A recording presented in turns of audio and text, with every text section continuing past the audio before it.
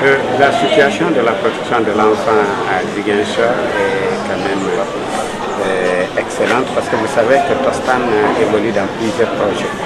Donc on a le PRCC qui est le projet sorti de Tostan, donc le projet de renforcement des capacités communautaires. Nous avons le RTP, le projet de renforcement des capacités des pratiques parentales. Nous avons aussi d'autres projets des jeunes de Casamance, les 6 jeunes de Casamance que nous avons, c'est-à-dire le projet Johnson & Johnson. Nous avons le projet Planet Wheeler et j'en passe, plus du projet UNICEF et le projet initial.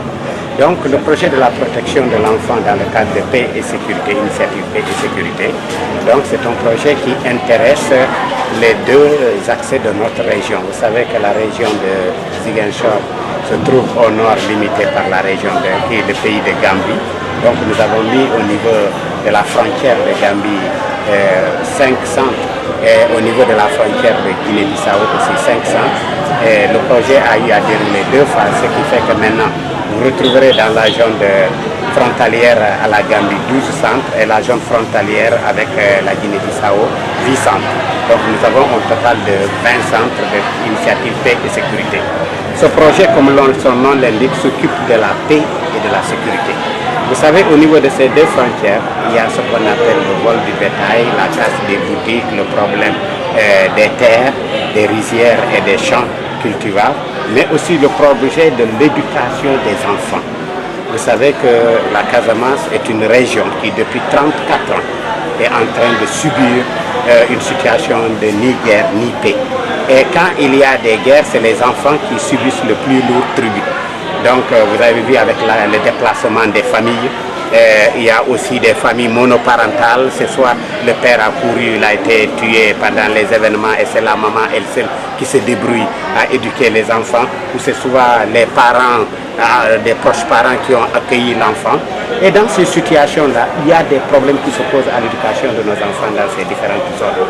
Soit c'est un problème d'extrait, parce que l'enfant, quand ses parents ont fui leur maison, soit les pièces ont péri dans les flammes, c'est un incendie, après les tirs, après les exercices que vous avez suivis dans la région sud, les parents ont perdu leurs pièces. Si le parent, même qu'on dise les audiences foraines, mais on te demande la photocopie de la pièce d'identité de la maman et du père, et ces pères qui ont fui, tout laisser leurs papiers dans des flammes, comment ces pères peuvent produire une copie de leur extrait de naissance, de leur carte d'identité? Et voilà pourquoi donc, jusqu'à preuve du contraire, même si on multiplie les audiences foraines, un bon nombre de nos enfants vont rester sans extrait de naissance. Et vous savez le rôle de la pièce de l'extrait de naissance. C'est une pièce qui affirme l'identité de l'enfant, qui dit qui est son père, qui est sa maman, à quelle année il est né, quelle heure il est né, de quel sexe il est, de quelle religion il est, mais aussi c'est une pièce aussi qui lui permet demain d'être à l'école, d'être un bon citoyen, un futur ministre, un futur je ne sais quoi, un futur fonctionnaire, mais c'est aussi une pièce qui lui permet, lui, en tant que tel, de s'affirmer. Donc c'est la raison pour laquelle Tostan a voulu initier la prévention des conflits voilà, donc quand nous avons vu la situation qui prévaut en Casamance, nous avons dit qu'il ne faut pas rester les bras croisés.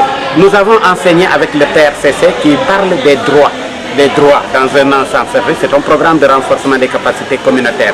Maintenant que ces communautés sont renforcées, nous avons mis sur pied ce qu'on appelle le CGC, le comité de gestion communautaire. Ces comités de gestion communautaire ont essayé de régler les conflits, ont essayé de faire de la médiation. Mais quand les problèmes surgissent dans ces différents villages, maintenant qu'est-ce que ces gens font? Ils relayent les problèmes au niveau de Tostan. Et Tostan, qui est venu avec le programme de paix et sécurité, essaie de centrer ces problèmes-là au niveau du CP, donc le comité de paix qui a été mis pour ce machin. Et ce comité de paix va essayer de prendre le bâton de pèlerin pour faire les démarches. Si c'est un problème d'extrait au niveau de la municipalité, si c'est un problème par exemple de l'école avec les enseignants, le comité de paix va voir l'enseignant, voir ce qui va se faire, qu'est-ce qu'il y a. Si c'est un autre problème qui se pose par exemple par rapport aux mines, on va faire les démarches dans les autres structures ici présentes, les autres ONG qui se chargent de ce problème-là. Donc voilà pourquoi nous avons pensé que dans une région qui fait plus de 34 ans de conflit, il est normal qu'on mette des structures comme ça qui font de la médiation, qui font de la gestion des conflits, mais qui font aussi du règlement de conflits dans les différents lieux. Voilà pourquoi Tostan, à ce niveau, au niveau des deux frontières, nous avons, et vous avez vu le bilan aujourd'hui, le partage des interventions qui ont été faites. Vous avez vu que dans la zone de Guinée-Bissau, frontalière à la Guinée-Bissau, la médiation a été faite non seulement au niveau des petits-enfants, mais au niveau des jeunes dans les équipes de football du Navetan. Au niveau de ceux-là qui vont pour ramasser les noix d'acajou. Parce qu'il y a des jeunes qui vont voler là-bas et parfois c'est une bagarre qui s'ensuit avec les propriétaires terriens. Il y a aussi des médiations au niveau des familles. Et n'oubliez pas que quand l'enfant, le problème de l'enfant commence dans la famille. Quand au niveau du couple, la femme et l'homme, leur couple n'est pas bien assis. C'est un couple qui chaque fois il y a des histoires, il y a des cris, on s'insulte, on se bat. Mais l'enfant est déstabilisé moralement. Donc ce n'est pas un enfant là qui va réussir dans son école. Donc nous intervenons aussi dans ces familles-là. Donc aujourd'hui, vous avez vu les femmes qui ont intervenu entre deux villages et comme on le dit, c'est le petit feu qui donne le grand feu. Si les gens sous-estiment ces problèmes, ces conflits au sein des familles, si on sous-estime les conflits entre les jeunes au niveau des Navetanes ou entre les propriétaires terriens au niveau des noix d'Anakadju, je pense que c'est ce petit feu-là qui risque demain de connaître ce que nous avons connu aujourd'hui. Est-ce que vous pouvez le résumer?